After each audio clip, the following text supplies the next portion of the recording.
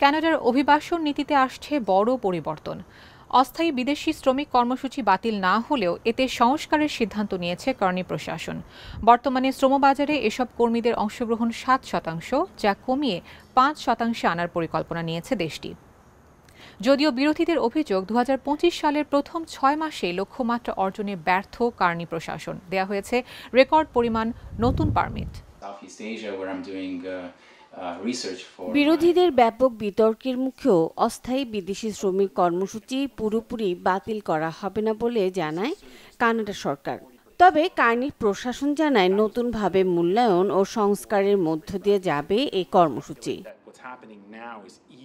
টরন্টোতে মন্ত্রিসভা বৈঠকের আগে প্রধানমন্ত্রী মার্ক কার্নি আরও বলেন, অভিবাসন ব্যবস্থার সার্বিক পর্যালোচনা চলছে। বর্তমানে কানাডার মোট শ্রম বাজারে বিদেশি অস্থায়ী কর্মীদের অংশ 7% হলেও আগামী কয়েক বছরের মধ্যে তা কমিয়ে 5% নামিয়ে আনার পরিকল্পনা রয়েছে। কানাডা সরকারের মতে ব্যবসা ও শিল্পের জন্য এই কর্মসূচি অত্যন্ত গুরুত্বপূর্ণ। যুক্তরাষ্ট্রের ট্রাম্প প্রশাসনের শুল্ক নীতির উপর কানাডিয়ান ব্যবসার কাছে দ্বিতীয় বড় ইস্যু হয়ে উঠেছে বিদেশি শ্রমিক কর্মসূচিতে প্রবেশাধিকার। তাই কার্নি জানান, কর্মসূচি পুরোপুরি বন্ধ করা সম্ভব নয়, তবে সংস্কার জরুরি। অন্যদিকে বিরোধী দল কনজারভেটিভ পার্টি এই কর্মসূচি বাতিলের দাবি তুলেছে।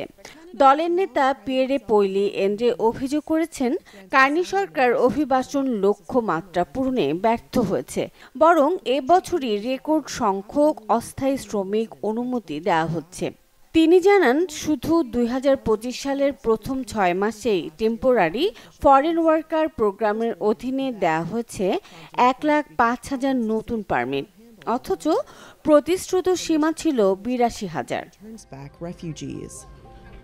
কনজারভেটিভদের অভিযোগ, তরুণদের কর্মসংস্থান 25 বছরের মধ্যে সর্বনিম্ন পর্যায়ে নেমে এসেছে। শ্রমবাজার ভরে যাচ্ছে স্বল্প দক্ষ বিদেশি শ্রমিকে, আর এর প্রভাব পড়ছে মজুরির উপর। শুধু TWF নয়, ইন্টারন্যাশনাল মোবিলিটি প্রোগ্রাম IMPA-তেও সীমা লঙ্ঘনের অভিযোগ উঠেছে। এই কর্মসূচিতে প্রতিশ্রুত সীমা ছিল 2,85,000, অথচ 2025 সালের প্রথম 6 মাসেই দেওয়া হয়েছে 3,02,000 পারমিট।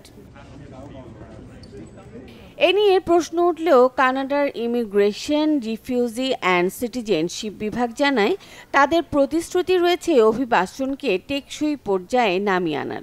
পরিকল্পনা অনুযায়ী অস্থায়ী জনসংখ্যা নামানো হবে 5%-এর নিচে। বিভাগটি বলছে, প্রদত্ত পরিসংখ্যানের মধ্যে নতুন ভিসার পাশাপাশি নবায়ন করা ভিসাও অন্তর্ভুক্ত। নতুন ভিসার সংখ্যা মাত্র 33,722, যা বার্ষিক লক্ষ্যের 42%। পরিসংখ্যান বলছে, এবছর প্রথম 6 মাসে IMPA-এর আওতায় 6,02,000-এর বেশি অনুমতির মধ্যে 94,000-এরও বেশি গেছে ভারতের নাগরিকদের হাতে। 2024 সালে এর সংখ্যা ছিল 2,09,000, আর 2023 সালে 2,50,000-এরও বেশি। 2015 সালে জাস্টিন ট্রুডোর অভিবাসন নীতি কার্যকর হওয়ার আগে এই সংখ্যা ছিল মাত্র 21,000। অস্থায়ী বিদেশি শ্রমিক কর্মসূচিতেও একই চিত্র। 2025 সালের প্রথমার্ধে ভারতীয় নাগরিকদের দেওয়া হয়েছে 16,560টি ভিসা। 2024 সালে তা ছিল প্রায় 40,000, 2023 সালে 28,000-এর বেশি, অথচ 2015 সালে ভারতীয়দের জন্য ভিসা ছিল মাত্র 2,000-এরও কম। IRCC জানায়, 2025 সালের জানুয়ারি থেকে জুন পর্যন্ত সময় 2024 সালের একই সময়ের তুলনায় 1,25,000-এরও কম নতুন অস্থায়ী শ্রমিক এসেছে।